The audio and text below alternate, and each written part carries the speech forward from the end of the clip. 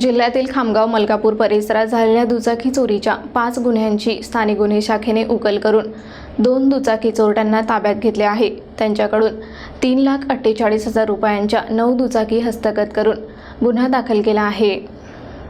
इम्रान शाह, दिलबर शाह वय 26 वर्ष, राहणार खैवाडे, नांदुरा आणि मलकापूर येथील योगेश वानखडे या दोघांना 2 वेगवेगळ्या दुचाकी चोरीच्या गुन्ह्यात अटक करण्यात आली।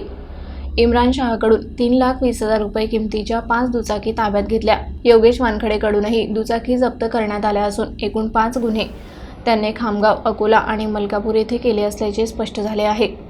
चिखली तालुक्यातील एकलारा येथील जगन्नाथ आंभोरे यांची खामगावमधून दुचाकी चोरीला गेली होती।